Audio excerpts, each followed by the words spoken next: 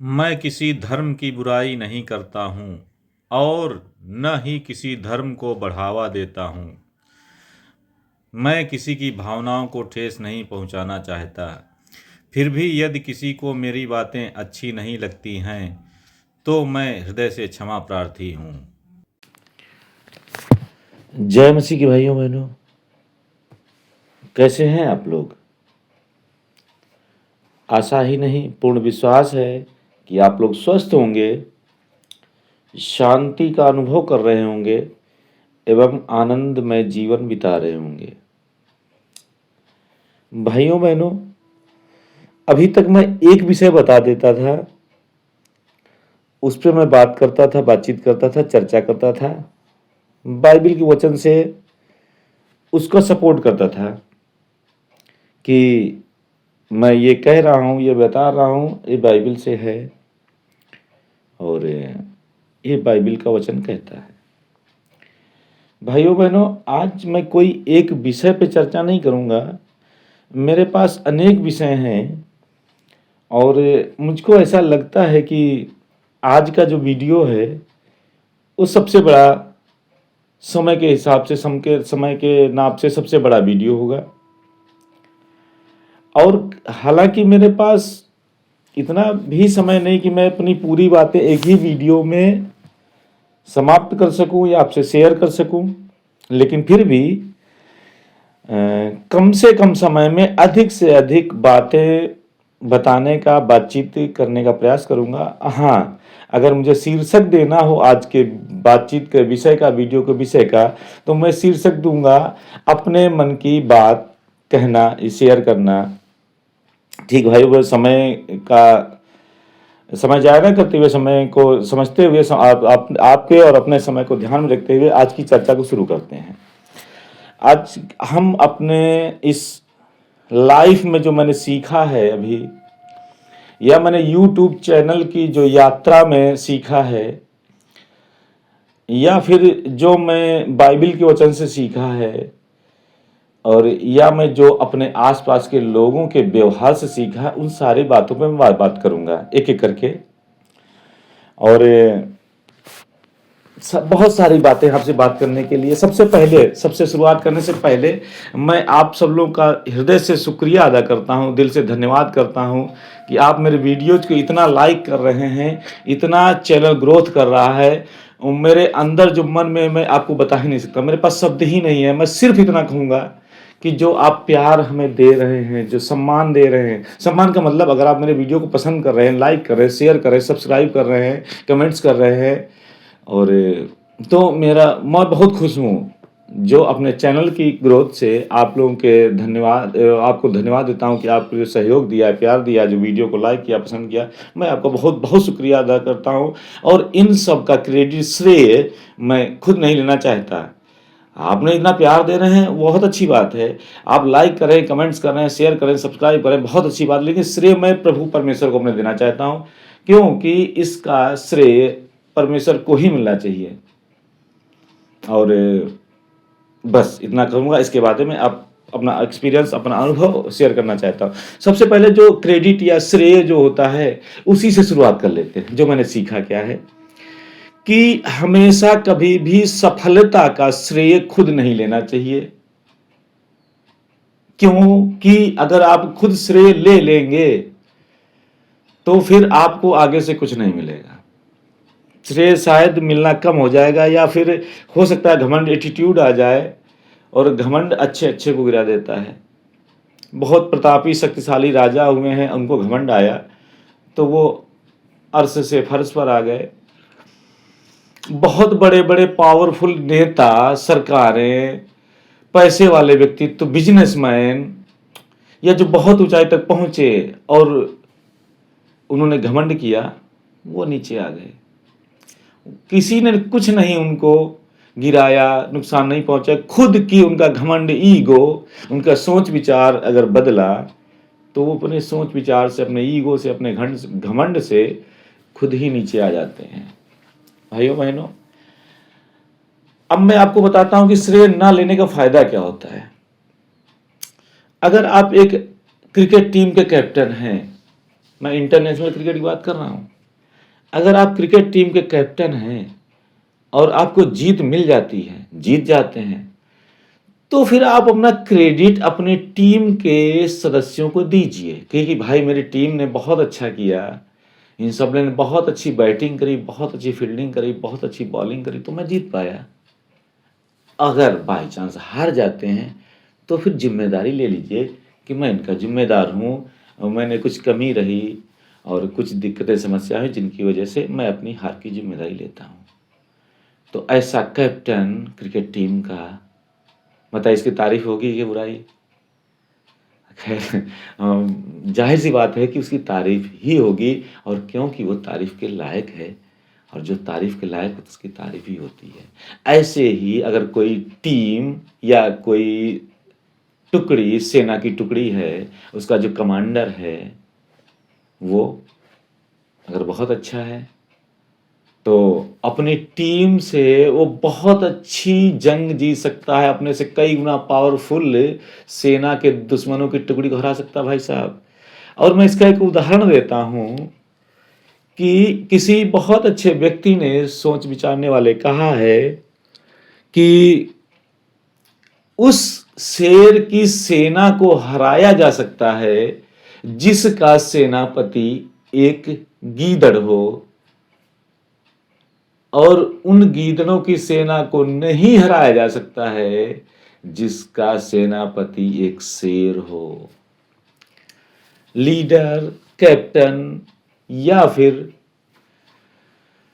जो भी नेतृत्व करता है, जो लीडर है, जो अपनी टीम को लेके चल रहा है, उसमें अंदर ये क्षमता होनी चाहिए कि अपनी टीम को, टीम एज ए, मैं एक परिवार मानता हूँ, एक टीम को एक परिवार मानता हूँ, चाहे वो क्रिकेट की टीम हो या एक सेना की टीम हो या एक कोई भी एक मल्टी लेवल मार्केटिंग आजकल चल रहा ट्रेंड में, नेटवर्किंग, अगर उसमें भी टीम होती है, आप अपनी टीम को अगर संतुष्ट कर लेते, समझा ले जाते हैं, ऐसे फैमिली को भी, टीम को फैमिली मान सकते हो तो फैमिली को भी टीम मान सकते हैं। आप एक नेतृत्व करता है अपनी फैमिली के, अगर आप टीम मेंबर को, अपने फैमिली के सदस्यों को संतुष्ट कर लेते हैं, समझा बुझा लेते हैं, अपने सपोर्ट में कर लेते हैं, वो आपका सपोर्ट करते हैं, तो आपकी फैमिली आपसे खुश रहेगी। भाई मेरा मुखिया, मेरा लीडर वो अच्छा कर रहा है, हमारे सपोर्टिव में है, हमारी बात सुन रहा है, तो फिर वो सफल होगा कि नहीं होगा? वो टीम भी सफल होगी और वो लीडर भी फेमस होगा, वो कैप्टन भी फेमस होगा और वो सेनापति भी फेमस होगा। उसका तरीका सही होना चाहिए। हाँ, क्रेडिट दूसरे को देना चाहिए, जिम्मेदारी खुद लेनी चाहिए, ऐसा लीडर सफल होगा। भाइयों बहनों, आते हैं दूसरे पॉइंट पे, जो क्रेडिट वाली बात थी, उसके बाद आते कॉन्फिडेंस पे। आजकल कॉन्फिडेंस पे, आजकल क्या, बहुत पहले से, आज भी, आगे भी बातचीत होती रहेंगी। खैर, जो मैं समझ पाया हूं अभी तक, उसके बारे में बात करते हैं। कॉन्फिडेंस का मतलब आत्मविश्वास, आत्मविश्वास का मतलब खुद पे विश्वास। अच्छा, विश्वास का मतलब ये होता है कि जैसे हम लोग, हाँ, जैसे आत्मविश्वास होता है, एक विश्वास होता है, एक अंधविश्वास होता है, अविश्वास होता है, एक विश्वासघात होता है। मैं सारे शब्दों पे थोड़ा थोड़ा विचार करूंगा, आप समझिएगा। सबसे पहले विश्वास में कुछ आगे पीछे जोड़ करके सारे शब्द बने। मेन है विश्वास। विश्वास का मतलब हम किसी चीज को जान रहे हैं कि अच्छा है तो उस पर विश्वास करते हैं, जानबूझ के परख के करे गए विश्वास को हम विश्वास बोलते हैं, कह सकते हैं। आत्मविश्वास का मतलब कि खुद पे विश्वास करना, और अंधविश्वास का मतलब होता है कि बगैर जाने पूछे, बगैर परखे किसी चीज पे आंख मूंद के विश्वास कर लेना, वो होता है अंधविश्वास। अविश्वास का मतलब होता है कि हाँ, कोई चीज को हम सोच सकते हैं कि भाई ऐसा हाँ हो सकता है, लेकिन मुझे विश्वास नहीं हो रहा है, मैं विश्वास नहीं करता इस चीज पे, ये ऐसा हो भी सकता, नहीं भी हो सकता है, वो होता है अविश्वास। अब आते विश्वासघात पे। विश्वासघात भी वही होता है जहां पे हमारा विश्वास होता है। अगर हमारे किसी व्यक्ति पे विश्वास कर रहे हैं और वो अगर विश्वास पे खरा रहता है तो अच्छी बात है, बहुत अच्छी बात है, हमारा रिश्ता बना रहेगा। दोस्ती बनी रहेगी। लेकिन अगर वो विश्वास को तोड़ देता है तो फिर क्या होता है? विश्वासघात। तो हम किसी व्यक्ति विशेष पर विश्वास करके विश्वासघात हमारे साथ हो सकता है। लेकिन अगर हम आत्मविश्वास करेंगे, अपने ऊपर विश्वास करेंगे और अपने प्रभु पर विश्वास करेंगे, तो क्या हमारे साथ विश्वासघात होगा? नहीं, कभी नहीं होगा। क्योंकि हम अपने साथ, जब हम अपने पर कोई चीज पे विश्वास करेंगे तो अपने आप को तो धोखा नहीं दे सकते, संभव ही नहीं है। और परमेश्वर हमारा धोखा देगा नहीं। क्यों? क्योंकि परमेश्वर का वचन कहता है कि एक दूध मुहे बच्चे को उसकी मां त्याग सकती है, उसको छोड़ सकती है, लेकिन मैं तुम्हें इस संसार के अंत तक न त्यागूंगा न छोड़ूंगा। अब परमेश्वर ने वचन कहा है, परमेश्वर का वचन कह रहा है, बाइबल का सिद्धांत कह रहा है, बहुत बड़े बड़े हमारे जो प्रीचर हैं, टीचर हैं, पास्टर हैं, ये सब कह रहे हैं, तो झूठ तो हो ही नहीं सकता। अच्छा, आज तक कोई एक विश्वासी व्यक्ति जो सच्चा विश्वासी हो, और उसने आज तक अभी कोई ऐसा उदाहरण आया हो कि उसने कहा कि हमें प्रभु ने हमसे धोखा कर दिया? क्या सुनने में आया? नहीं, हमारे तो सुनने में नहीं आया। किसी का सुनने में आया हो तो आप बताइएगा। ये मेरे शब्द, मेरा प्रचार, मेरे विचार और मेरा अनुभव ये पूरे वर्ल्ड में जा रहा है, जाएगा, ऑनलाइन है, पब्लिक हो जाता है। तो प्रभु हमें छोड़ ही नहीं सकता। कब तक नहीं छोड़ सकता? जब तक हम प्रभु को ना छोड़ दें। अगर हम ही अगर प्रभु को छोड़ दें तो फिर हम ये भी नहीं कह सकते प्रभु ने हमको छोड़ दिया। और आत्मविश्वास का मतलब कि हमें अपने ऊपर विश्वास करना है कि अच्छा, खुद के बारे में खुद से ज्यादा कोई क्या जान सकता है। जैसे मैं अपने बात कर रहा हूं, मैं अपने बारे में सब कुछ जानता हूं, कुछ छिपा नहीं मुझसे। अच्छा, जब कुछ छिपा नहीं है तो मुझे पता है अपने बारे में, अपनी मर्यादाओं के बारे में, अपनी क्षमताओं के बारे में, अपनी ताकत के बारे में, अपनी कमजोरी के बारे में, अपनी इच्छाओं के बारे में, अपनी शौकों के बारे में, अपनी बुराइयों के बारे में, सब कुछ तो हमें पता है। तो जब हमें सब पता है कि मैं क्या कर सकता हूं, क्या नहीं कर सकता हूं, क्या सीख कर सकता हूं, क्या कभी सीख ही नहीं सकता, तो नेगेटिविटी तुम्हारे अंदर होनी नहीं चाहिए। खैर, नेगेटिव थोड़ी इसके बाद नेगेटिविटी पे हम आएंगे। पहले हम आत्मविश्वास बात कर लें। अच्छा, हमें कुछ पता है कि हम ये कर सकते हैं। अच्छा, जब हमें पता है कि कर सकते हैं तो फिर हम कर सकते हैं। जब कर सकते हैं तो हमें करना चाहिए। अगर नहीं करते तो हमारी खुद की गलती।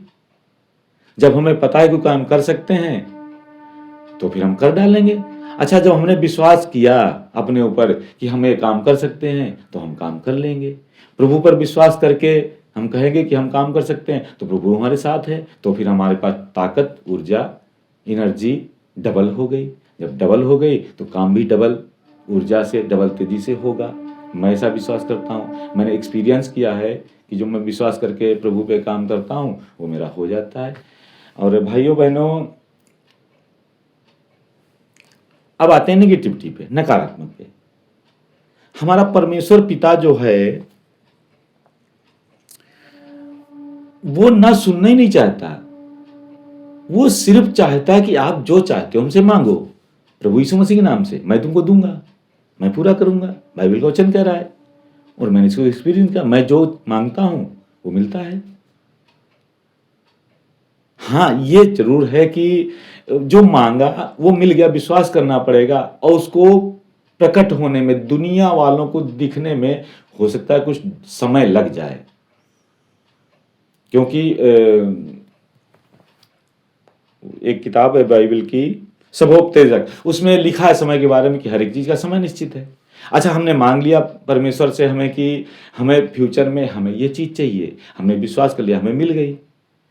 हमारे पेट में एक मसीही दास हुए हैं, उन्होंने एक उदाहरण दिया है कि गर्भावस्था का उदाहरण दिया है कि जो स्त्री गर्भवती होती है उसे पता है कि हमारे पेट में गर्भ ठहर चुका है, बच्चा का अंकुर फूट चुका है, अंकुरण हो चुका है।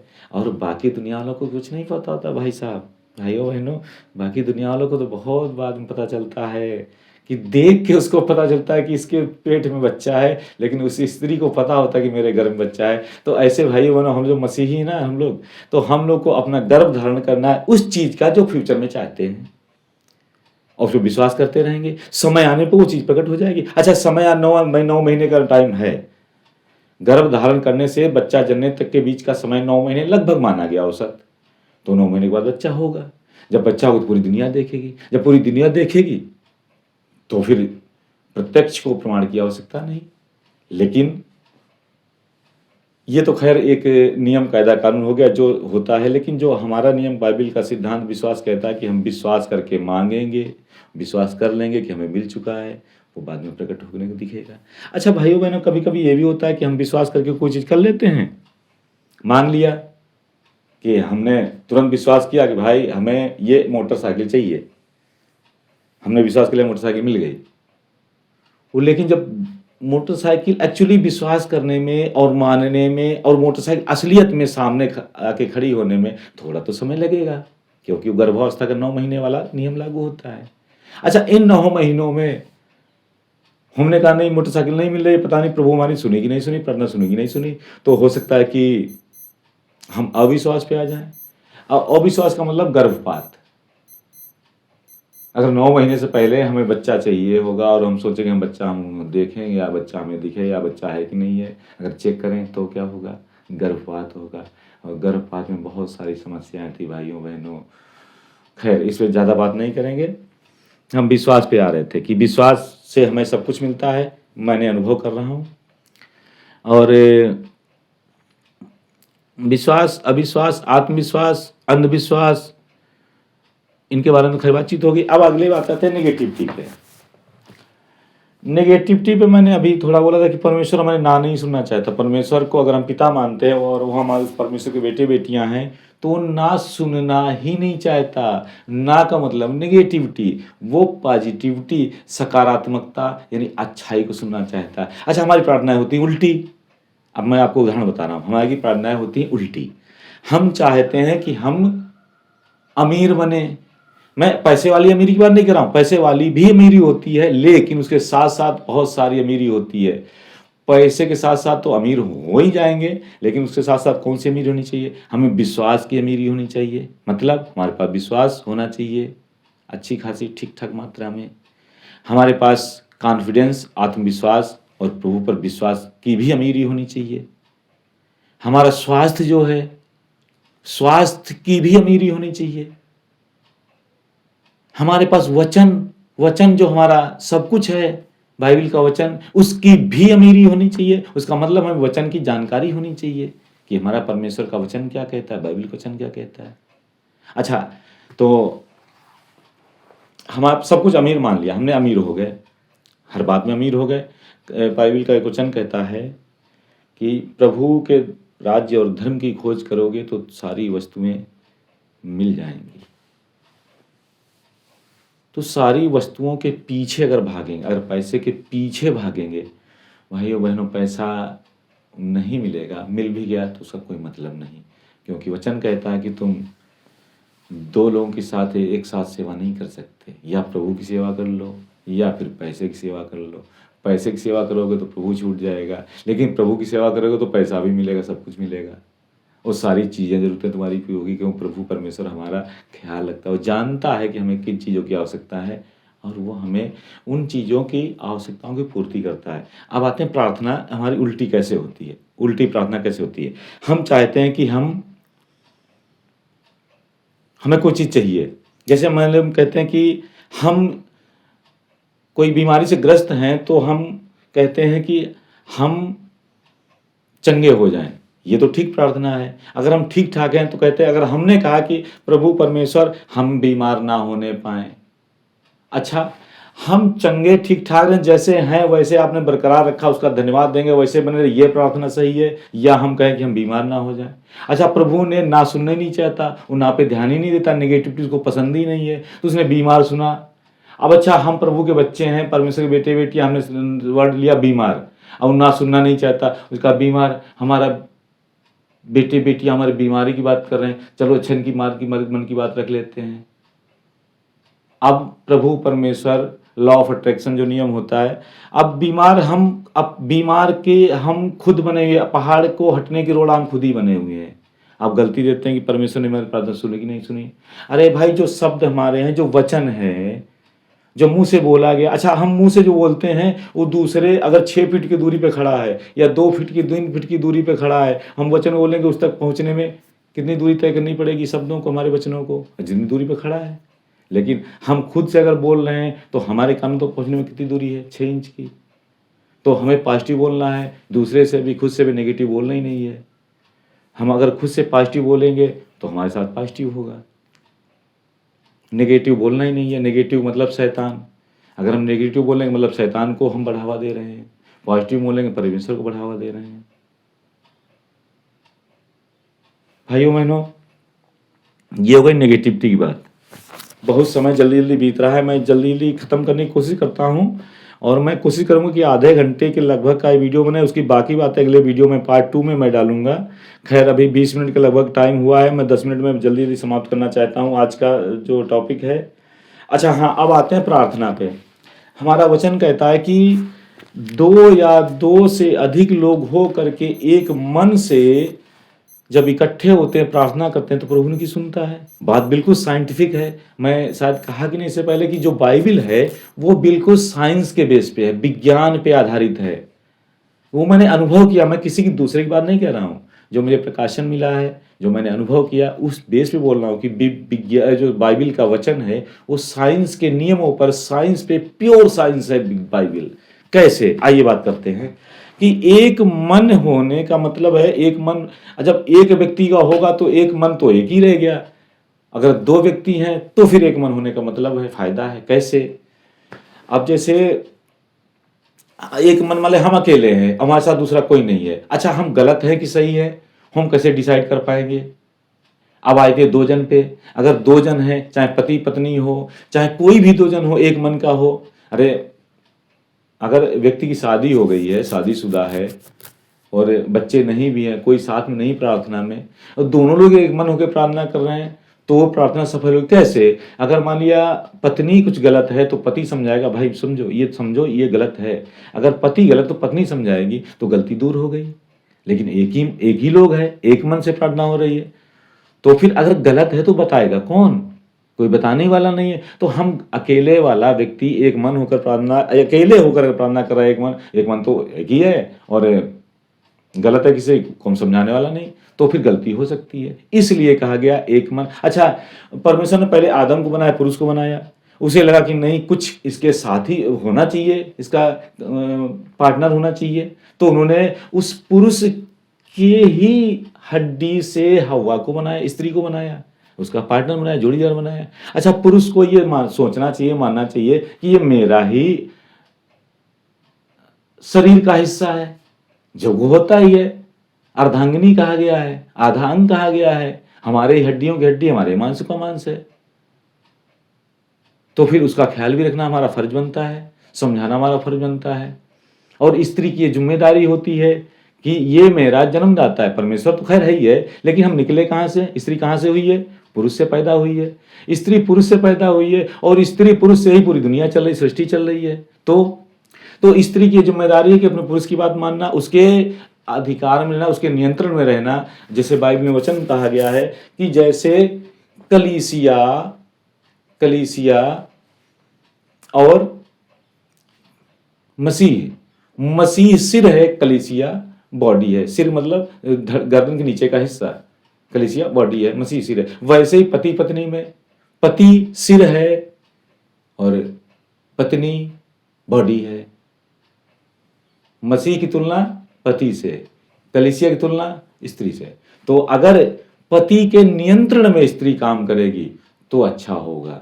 अगर मान लिया स्त्री के नियंत्रण में पति आ जाए तो उल्टा हो जाएगा। जैसे मस्तिष्क से सारी बॉडी नियंत्रित होती है, मस्तिष्क से ही सारे कनेक्शन तार जुड़े होते हैं बॉडी के, जो भी एक्टिविटी होती है। हालांकि इमोशन का भी सब कुछ ये दिमाग से ही होता है। लोग कहते हैं दिल से नहीं, मैं कहता हूँ दिमाग से ही हर चीज होती है। तो अब स्त्री अगर शरीर चाहे कि हम दिमाग को नियंत्रित कर ले, अच्छा दिमाग ऊपर है, सबसे ऊपर है हमारा मस्तिष्क, खोपड़ी, दिमाग, यहाँ से सब कुछ कंट्रोल होना है बॉडी का, और बॉडी चाहे कि हम दिमाग कंट्रोल कर लें तो नियम विरुद्ध होगा, और नियम विरुद्ध प्रकृति के नेचर के खिलाफ होगा, हमारे बाइबल के नियम के खिलाफ होगा, तो फिर क्या परिवार चल पाएगा? भाई बहनों, क्या परिवार चल पाएगा? अगर स्त्री के फैसले सर्वोपरि हों, स्त्री ही कंट्रोल करे फैमिली को, तो नियम विरुद्ध होगा, और ऐसी फैमिली को लोग सम्मान की दृष्टि नहीं देखें, क्योंकि निर्णय जो होंगे, जो रिजल्ट आएंगे वो गलत होंगे।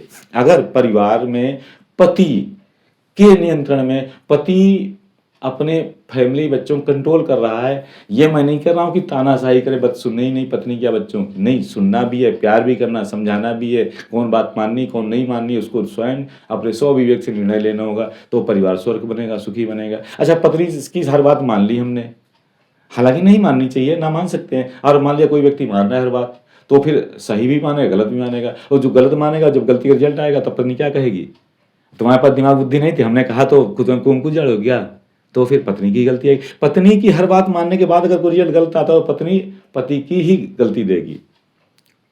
तो इसका मतलब है कि नियम विरुद्ध हम नहीं चल सकते, पत्नी की खुली आज़ादी, खुली छूट नहीं दे सकते कि वो हमको अपने नियंत्रण में ले ले। आइयो भाइयों बहनों, अब थोड़ा आगे बढ़ते हैं। हाँ, डर डर डर का अनुभव, डर के बारे में आई बात करते हैं थोड़ा सा। अब डर के साथ ही अब मैं ख़त्म कर लूँगा, बहुत सारे टॉपिक बाकी रह गए, अगले पार्ट में मैं इनको समेटने की कोशिश करूँगा। और खैर, अब डर पे बात करते हैं। भाइयों बहनों, हमें कब डरना चाहिए कब नहीं डरना चाहिए, मैं अपना एक्सपीरियंस बता रहा हूँ। हमें हर बुरा काम करने से डरना चाहिए, और हर अच्छे काम से करने से कभी नहीं डरना चाहिए। प्रभु के लिए कोई भी काम करने से बाइबल की आज्ञा का वचन पे चलना है, बाइबल की आज्ञा माननी है, वचन करना, सब कुछ करना, इससे कभी नहीं डरना चाहिए। डरना क्या चाहिए? शैतानी काम करने से, जो शैतान के नेगेटिविटी विचारों से, नेगेटिव बातों से, जो शैतान से प्रभावित, शैतान जिनको शैतान से कनेक्टिविटी करके जोड़ी जाती है, उनसे डरना चाहिए। अच्छा, जब मैंने YouTube अपने चैनल की थोड़ी बात करता हूँ, लगभग 1 साल पहले मैंने ये जर्नी शुरू करी थी, और उसके लगभग 30 वीडियो आ चुके हैं, और लगभग 12 वीडियो जब आ चुके थे, लगभग पूरे नवंबर में ही, पिछले साल के नवंबर में शुरुआत करी थी, तो इतना अच्छा रिस्पांस नहीं आया,